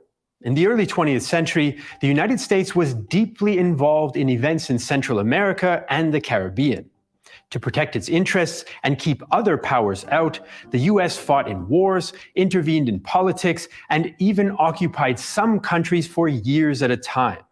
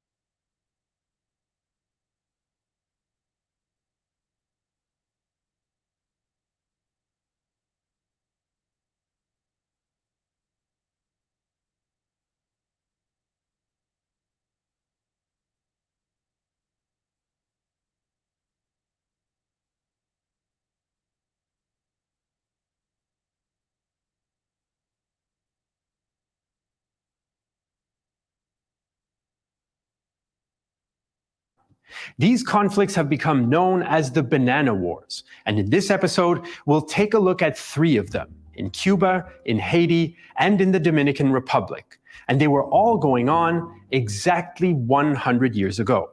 Since the 19th century, Latin America was no stranger to US presence, going all the way back to the Monroe Doctrine of 1823.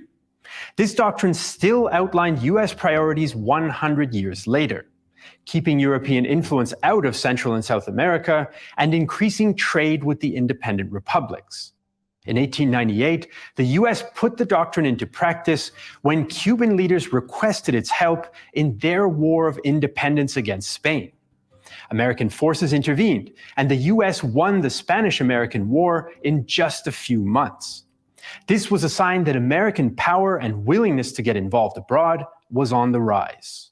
In the years following the war in Cuba, the United States took on an important role in the country's politics and economy.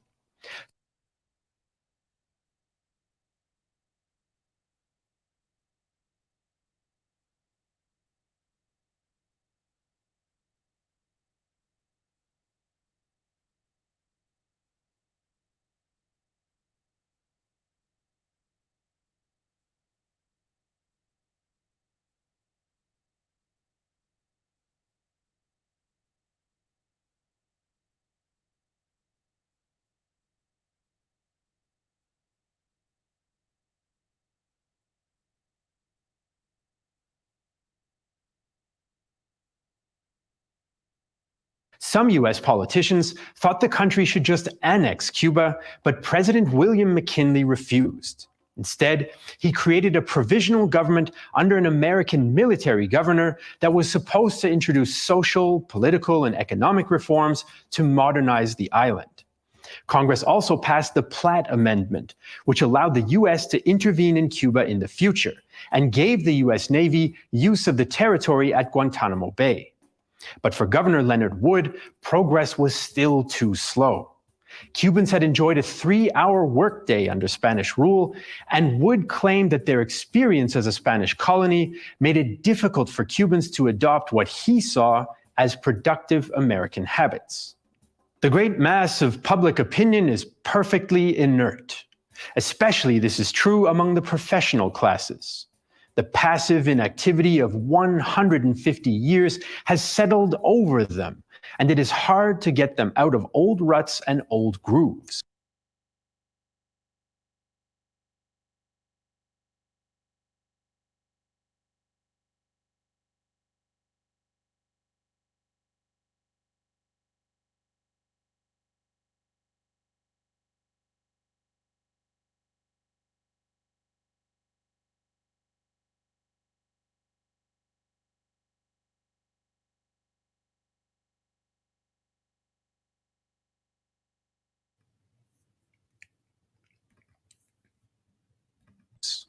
We're much hampered by the lack of practical experience outlined US priorities 100 years later, keeping European influence out of Central and South America and increasing trade with the independent republics.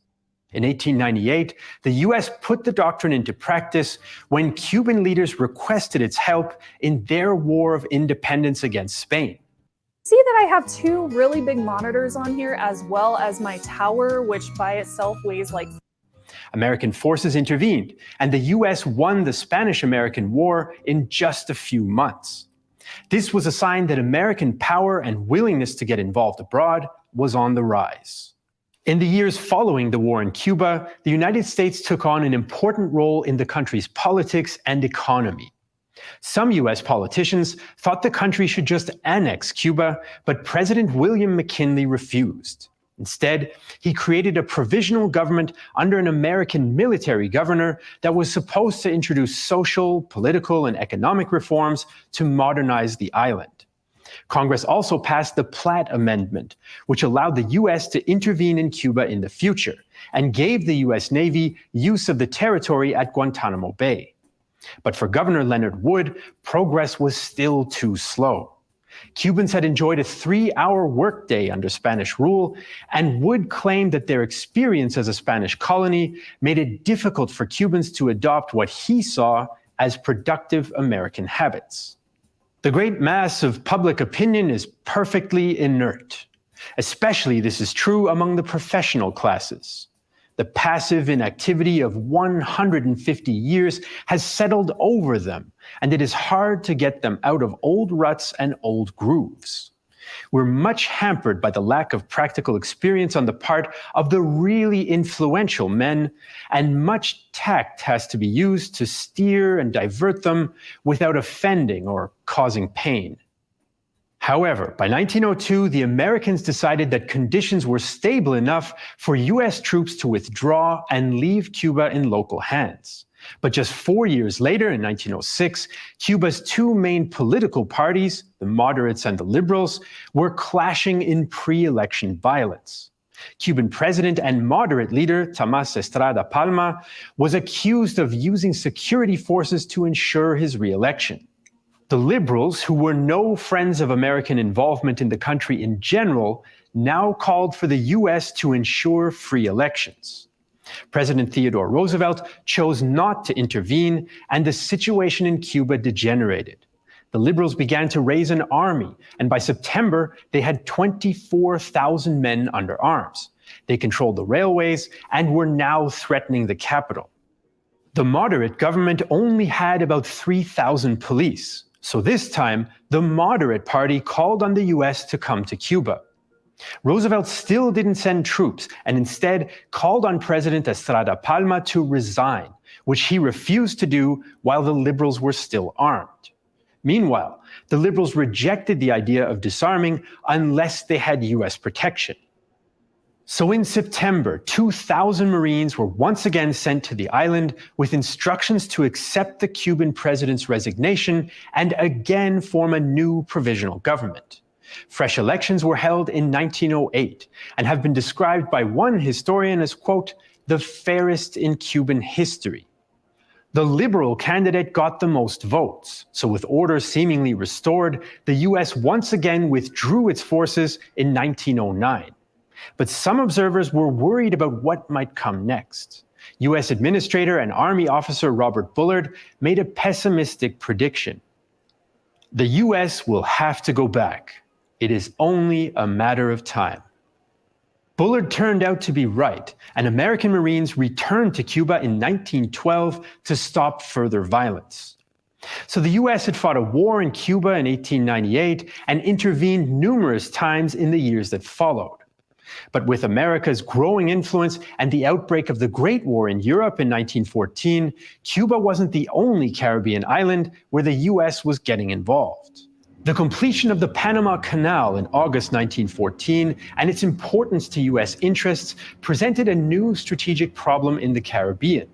The Americans already controlled Cuba and Puerto Rico, but the island of Hispaniola presented a potential weak point in US defenses of the eastern approaches to the canal. This sensitive point became even more of a problem for the US when Americans accused Haiti of getting too close to German influence. So, one thing that you will find with a lot of Americans and also a lot of just a lot of women, modern women here, is that if you are like, for example, like I have books about Fidel Castro, I have books about Maurice Bishop, I have books about Amilcar Cabral, I have books about these people, these figures. I have books about Algeria's independence struggle and things of that nature. When you find out, when you talk about these things, they'll accuse you of being a communist. I've been accused of being a communist many times. You know what I mean? I've been accused of being a red pillar many times as well. And all I'm doing is basically stating the facts, okay? But let's continue. Haiti covered half of Hispaniola and had won its independence from France back in 1804. The country's leaders had been unreceptive to US diplomatic advances and sometimes dealt with German businessmen who'd married into the local Haitian elite. By 1914, US authorities considered Haiti to be aligned with Germany, and they would not tolerate a foreign power's influence in the region or the lost opportunities for American companies. They also felt that given the population's African origins, Haitians would not be able to govern themselves. In the view of the Haitian government, they were simply acting as would any sovereign nation. The US. So keep something in mind.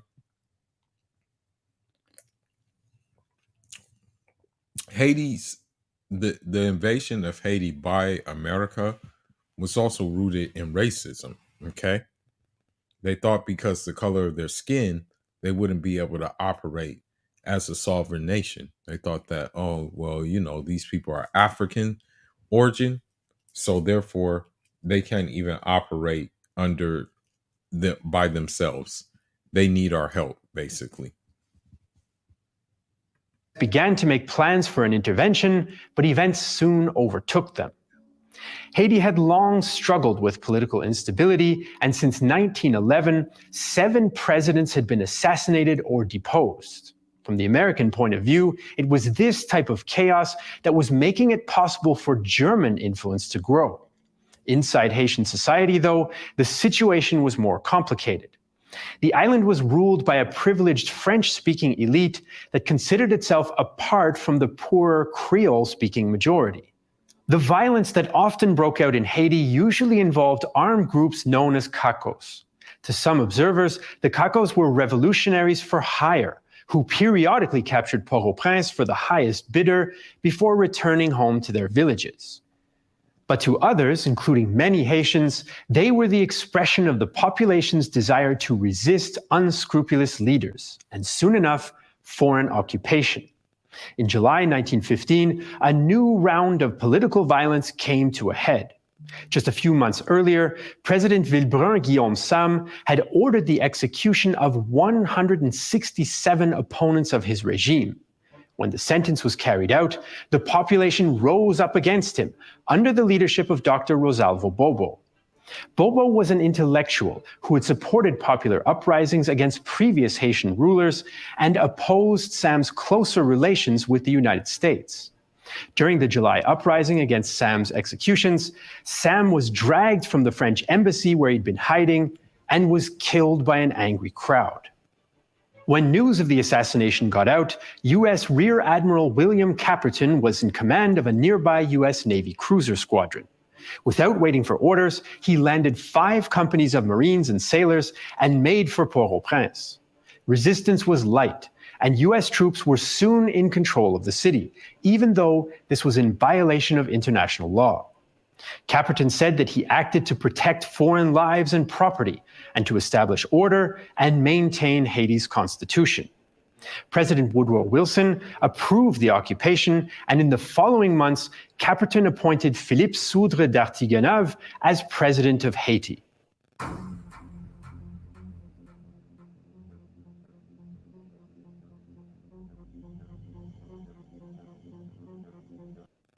He also forced through a treaty that made Haiti into a virtual colony of the United States. The treaty gave the U.S. control of Haitian finances, trade, diplomacy, and even gave the U.S. the right to occupy the country for 10 to 20 years. So, you know, you look at this situation, right? And the thing is about, like, when you look at the cesspool that America is, and you look at the cesspool that the modern woman has created in America, what do they have in common with what they did in Haiti? They wanted control of everything in Haiti. And one thing I find about modern women here, they want control of your mind, they want control of your money, they want control of your dingling as well. So there's the level of entitlement doesn't the fruit doesn't fall far from the tree. You know, America has always been an entitled place, and also I would say that Europe has kind of been like just an entitled place as well. Hence why these situations are happening right now. Some of the French-speaking elite in the country was supportive of Caperton, but most of the poorer Creole-speaking population was not, and wanted Dr. Bobo in power and the Americans out. Haitian journalist Élie Guérin wrote of his hopes for the future of the country. The Monroe Doctrine, the Yankee imperialist's mask, no doubt will deteriorate before long. We Haitians must strive with courage to still suffer physically more and more, that is to say, until the end of the European war. In that case, we ought to be patient, calm, and proud, while at the same time enduring suffering, as the hour for our liberation is the coming collapse of the Monroe Doctrine. Relations between US troops and the local population were predictably tense, and were made worse by the racial attitudes of most of the Americans. It didn't take long before the Cacos began a simmering guerrilla war against the occupying forces, under Charlemagne Péralte and Benoît Batraville. In fall 1915, the Marines began to patrol more aggressively outside of the capital, and in a single November raid, killed 50 Haitians in 10 minutes at Fort-Rivière. So you see, like, the thing is I want to be honest with you. You look at, for example, in this may sound harsh, but you look at the I want to say the vicious nature of the modern woman, and you have to ask yourself, like, man, like, how heartless can you be sometimes? And then you look at the fact that these Americans who were occupying a foreign place that they had no business in, that they pretty much, how should I put it, that the incentive for this viciousness was, it is ingrained in American history, basically. But let's continue. The Marines had stormed the fort with the help of machine guns, while the rebels had been armed with rifles, sticks, and stones. No US soldiers were killed in the attack. These types of Marine patrols continued, and by January 1916, Admiral Caperton reported optimistically about the military and the financial situation. All Haiti quiet, military control of situation and status quo being maintained. Naval paymasters under Paymaster Conard continue in charge of the customs service and fiscal matters. Practically entire Haitian financial system is now being so administered. And so, with US troops in control of Haiti and a US-friendly president installed, American authorities turned their attention to the Dominican Republic, Haiti's neighbor and the other state on the island of Hispaniola. After gaining independence from Spain in 1868, the Dominican Republic had developed into a decentralized state where many of its people identified more with their home region than with the new nation. This made the country more susceptible to foreign influence, including from the United States. From 1900 onwards, the US took control of vital Dominican industries, including plantations and mining. This control intensified under President Wilson, who also sought moral leadership over what he considered, quote, uncivilized peoples. Like Haiti, the Dominican Republic... So I want you to keep something in mind, too. With that being said, right? With how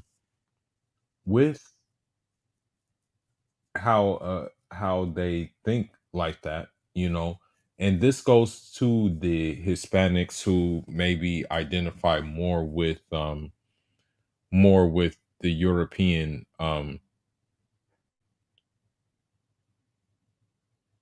more with the European side of things, right?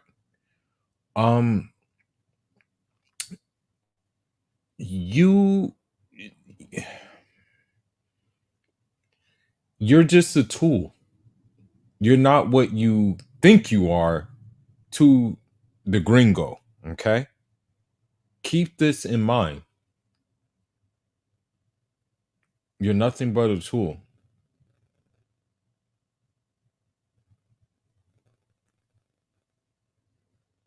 But let's continue.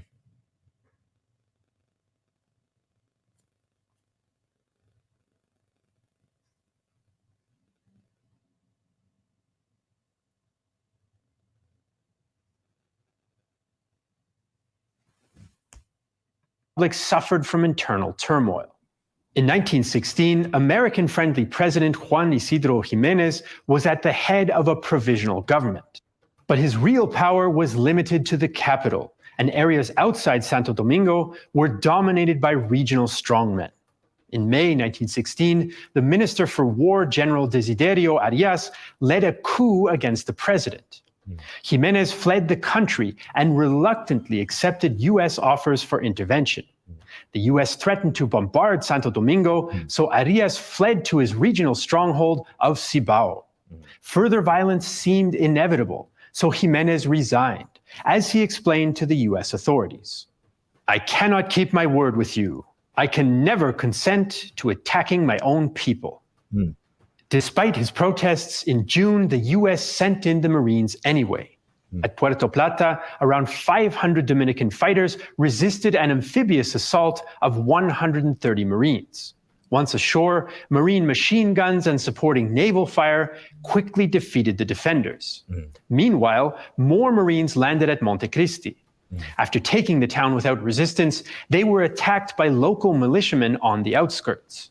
According to Marine Commander Captain Frederick Wise, around 150 fighters charged down the hills directly at his machine guns. He concluded they had never seen such weapons before. They dropped all up and down the line. I could see sheer amazement on their faces.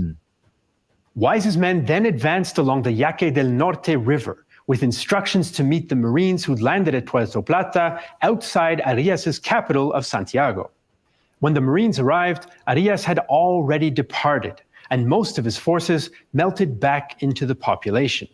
The city was taken on July 6th without a fight. I love shopping the Real. It's Gucci, Louis Vuitton, Prada, Hermes, your Rolex. So with Arias defeated, U.S. control of the Dominican Republic seemed secure. However, back in Santo Domingo, the U.S. was unable to find a pro-American presidential candidate. Instead, in November 1916, they took full and direct control of the country and installed a U.S. military government under Captain Henry Knapp. Unlike in Haiti, there would be no pretense of an independent government. So by 1916, the U.S. had taken control of Haiti and installed a puppet government, and the U.S. military was running the Dominican Republic. But these were not the end of American interventions in the region, and soon the Marines would be sent to familiar places once again. By mid-1917, the level of political violence in Cuba had decreased, even though there were still some areas where it persisted. American businessmen in Cuba were particularly worried about the safety of their sugar plantations. In previous struggles, these plantations had often been burned or abandoned, and so in August, 1,000 Marines were sent in to protect them. This operation was disguised as a training exercise to avoid trouble with Cubans who opposed American influence in the country. By 1921, major political instability had returned to Cuba, which resulted in yet another U.S. intervention. This time, there were claims of electoral fraud concerning the election of moderate candidate Alfredo Zayas. When new elections were held under Marine Guard in March 1921, Zayas once again won. Now desperate for capital, he called on U.S. banks to fund his government. J.P. Morgan Jr. agreed to the tune of $50 million. But only if Zayas introduced wide and sweeping political and economic reforms, including cutting the government budget in half. Zayas agreed, but anti-American reaction made his position look vulnerable. Instead, once Zayas got a hold of the money, he embarked on an extensive spending program and fired many of his American-supported ministers and became increasingly resistant to following U.S. orders. Meanwhile, Haiti was still an American satellite state. In 1918, the US-backed government forced through a new constitution that allowed foreigners to own property, which had previously been forbidden. Although voters in a subsequent plebiscite overwhelmingly supported the new constitution, only 5% of the population had actually voted. US authorities in Haiti also had started some infrastructure modernization programs, such as rail and road construction. To do this, they revived a French colonial labor system known as the corvée. On paper, this gave Haitians the choice of providing unpaid labor or paying a special tax. Since the vast majority couldn't afford the tax, they had no choice but to work. So they did slavery in essence, because like if you can't afford a tax and you're not able to work, okay, the thing is about that is they're going to give you an ultimatum, and usually that ultimatum that they give you is going to be how should I put it? Is going to be imprisonment because you refuse to work. Okay. That's the thing. And so with that being said, it's kind of like here in the West with the women, you know what I mean?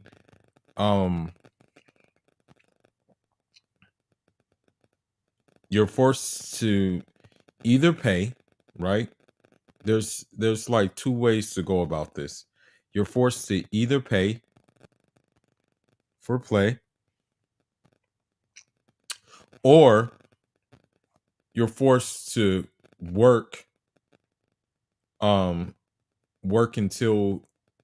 work for it, be on our beck and call while not getting anything in return, like getting something like, yeah, that's just how it works.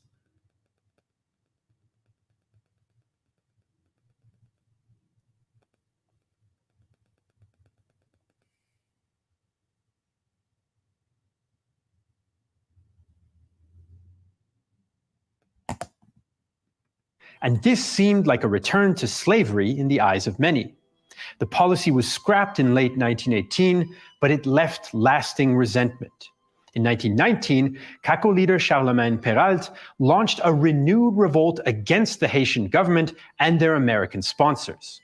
His call to arms revived memories of Haiti's own struggle for self-liberation. Haitians, a day like the 1st of January 1804 will soon rise. For 4 years, the occupation insults us in every way. Every morning brings us a new sadness. No fear, we have arms. Let us drive out that ravenous people whose ravenousness is represented in the person of their President Wilson, traitor, vagabond, rioter, thief. You will die with your country. Péralte rallied about 5,000 fighters and attacked Port-au-Prince, but he failed to take it. On November 1st, 1919, 2 US Marines disguised themselves as CACOs and snuck into his camp and shot him dead. They took a photo of Péralte stripped naked and tied to a door, which was distributed to send a message to his supporters. But instead, it drew comparisons to the crucifixion of Christ and turned Péralte into a martyr. Overall, the period of the Banana Wars saw the US Marine Corps and the Navy generally taking on a central role in US geopolitics. These so-called small wars would challenge the infrastructure and the abilities of the Marines, as well as create a controversial legacy. On the ground, few forces could rival the training and the firepower of the Marines, but many of the US troops were also unprepared for the nature of the fighting in the tropics. In addition, for a mission-centric organization like the Marines, the lack of clear policy and orders in these banana wars proved frustrating. Are you still awake? If sleep deprivation is keeping you up, what if you knew about a rare herb that fixes the... Colonel George C. Thorpe, a veteran of the Dominican occupation, wrote in 1919, "It would seem that it would be a fine thing if the troops in the Dominican Republic and Haiti were told exactly what their mission is. Uncertainty is always unsatisfactory. Men can face a very black future if they but know what it is.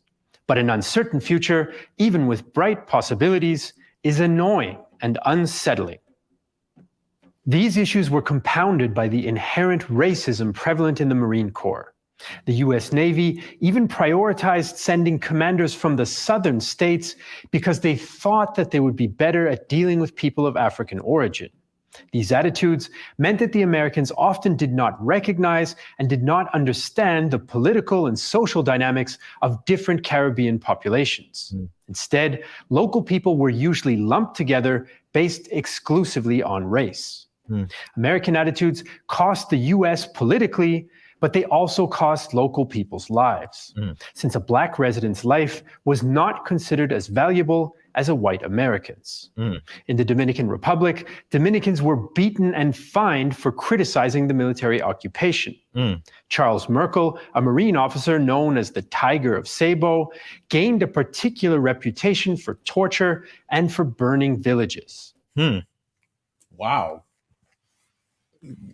Wow, these people were very vicious. And so, like, you look at BRICS and you look at the fact that, man, escaping this viciousness is probably in your best interest, you know? When you listen to the, you know, what they used to do. Seriously, this is crazy. Honestly.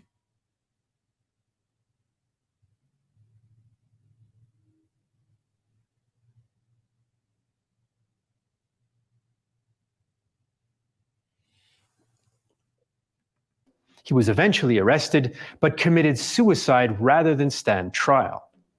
After the United States entered the Great War in 1917, some Marine officers were transferred to Europe.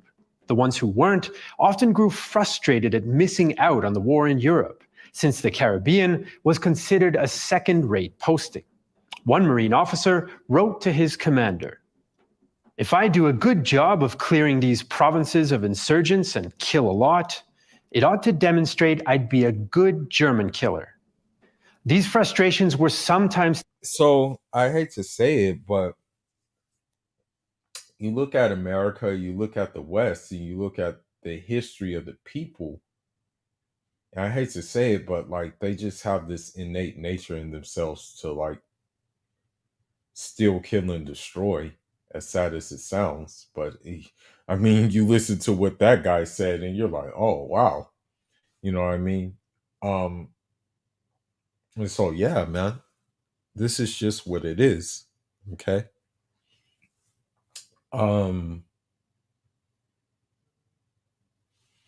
So let's continue. Taken out on the locals and the small but influential German population. By 1920, stories of abuse began to emerge despite the press censorship in the Dominican Republic. To an American public back home who saw themselves as rescuers, the accusations caused a scandal. Historian Jeannie Johnson summed up the controversy. Marines alone cannot be saddled with the blame for bringing racism with them. They did this by virtue of their American heritage. But they must own the belligerent actions they vindicated through this perceptual lens. Actions that fell enough outside the American norm, racist as it was, that it was rejected by the Marines' own domestic public and brought shame and indignation down on their service. So despite being overshadowed by the larger conflicts of the period, the Banana Wars would leave legacies that shaped the region for decades. In the Dominican Republic, the occupation lasted 8 years, while in Haiti, it continued for nearly 20. Economics undoubtedly played a large role in the Banana Wars, and the US frequently sought financial domination. But even though money was important, it was not necessarily the end goal for American policymakers. Financial control instead served to underpin geopolitical goals and was seen as necessary for future democracy. However, the frequent threat and use of American military might to push through unpopular treaties and constitutions also fundamentally damaged the reputation of democracy in the region. To many, the supposedly democratic governments were merely American puppets, and that was a claim that was difficult to refute. In some cases, the US presence did result in limited modernization, especially in Cuba, but this was usually limited to the capital cities. The US did create central security forces such as the Rural Guard in Cuba, the Gendarmerie in Haiti, and the Guardia Nacional in the Dominican Republic. These forces did help to end the cycle of political coups that plagued the countries, but they also allowed power to be increasingly centralized. And centralized power would cast a long shadow on the history of the Caribbean in the decades to come. We'd like to thank Mark Newton for his help with this episode. As usual, you can find all our sources. So the thing is, okay, and I'm going to end this here. But the thing is when you look at banana republics, when you look at these banana wars and things like that, or look at American intervention in countries, they never are in the best interest of people, you know? So with that being said, we have to act accordingly. And so tomorrow, what we're going to do, what we will do, probably, I'll probably end up going live tomorrow too, is we'll look deeper into the solution of BRICS. Okay? Because it seems like this is going to be the solution. So Africa can stop being a banana republic, okay? Because there are many banana republics in Africa as well, not just Latin America. Before I go, maybe we need to look at that.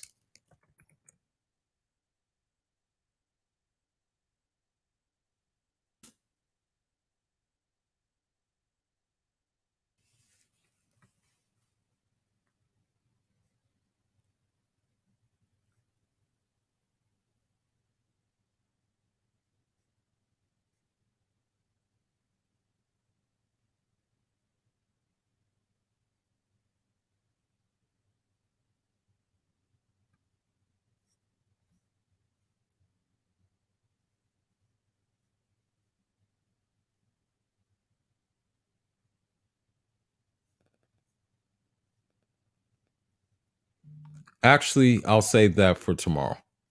But if you tuned in, thank you. And I'm off until the next one. Foolish signing out. Unjarama.